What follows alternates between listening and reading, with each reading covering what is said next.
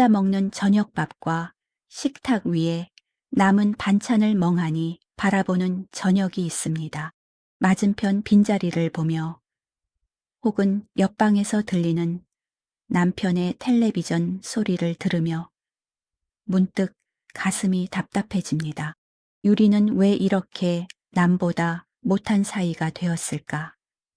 수십 년을 같이 살았지만 이제는 얼굴만 봐도 숨이 막히고 말 한마디 섞는 것도 피곤합니다. 그래서 황혼이혼이라는 네 글자를 조용히 마음에 품어보기도 합니다. 남은 인생이라도 편하게 살고 싶다는 간절한 마음이지요. 하지만 정말 갈라서면 모든 고민이 사라지고 행복해질까요? 누구에게도 말하지 못했던 그 무거운 고민을 오늘 조용히 나누어 보려 합니다. 스스로를 이겨내고 마음을 굳건히 지키는 자가 강한 사람입니다. 지긋지긋한 싸움을 끝내고 혼자가 되면 마냥 자유로울 것만 같습니다. 시끄러운 잔소리도 없고 눈치 볼 필요도 없으니 행복할 거라 믿지요. 하지만 현실은 조금 다르게 흘러갑니다.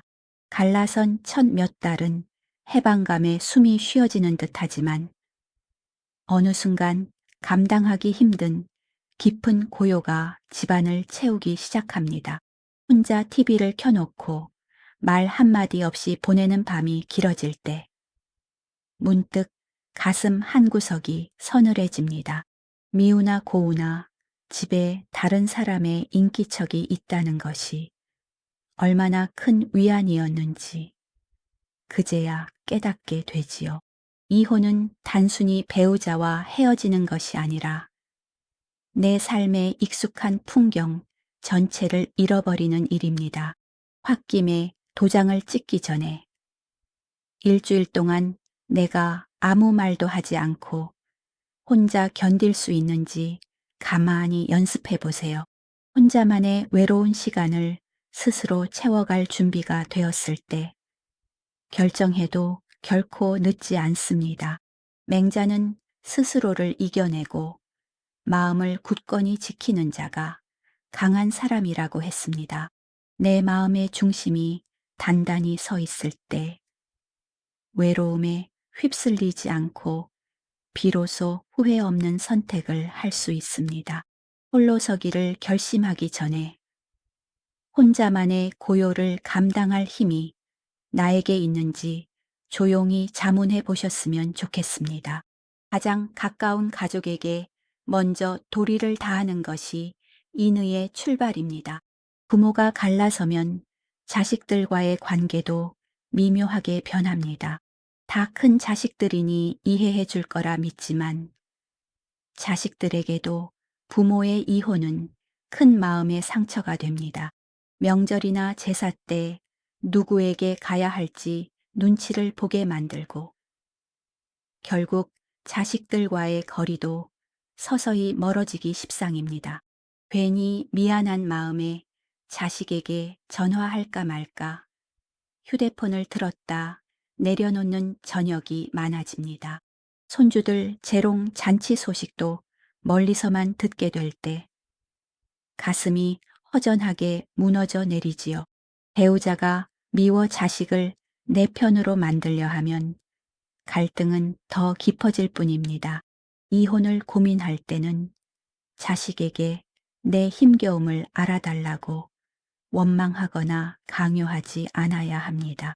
자식은 부모의 소유물이 아니기에 그들의 마음을 배려해 주어야 내 노후도 편안해집니다.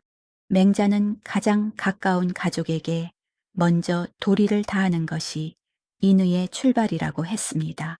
자식을 내 외로움을 채우는 도구로 쓰지 않고 온전한 인격체로 대할 때 부모로서의 마지막 품격도 지켜집니다.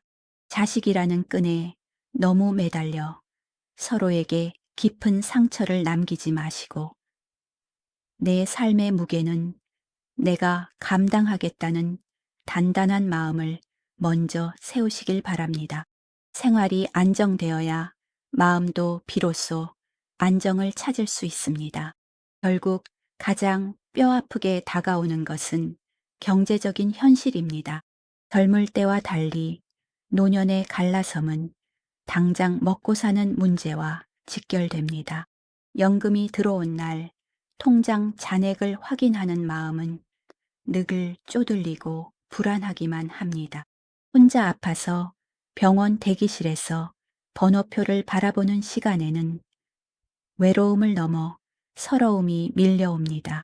보호자 이름을 적는 칸을 빤히 보며 아무리 미워도 곁에 누군가 있는 것이 얼마나 큰 힘이었는지 뼈저리게 느끼게 되지요. 돈이 넉넉하지 않은 상태에서 무작정 혼자가 되면 노후는 급격히 초라해집니다. 감정만 앞세워 갈라서기 전에 매달 들어오는 수입과 지출을 아주 냉정하게 계산해 보셔야 합니다. 내가 아플 때 간병해 줄 사람이나 최소한의 간병비를 마련할 대책이 있는지도 꼼꼼히 따져봐야 합니다. 현실적인 준비 없는 이혼은 해방이 아니라 또 다른 감옥이 될 수 있기 때문입니다. 맹자는 생활이 안정되어야 마음도 비로소 안정을 찾을 수 있다고 했습니다.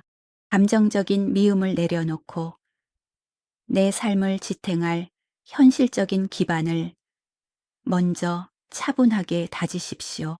그것이 스스로를 지키는 가장 현명한 길입니다.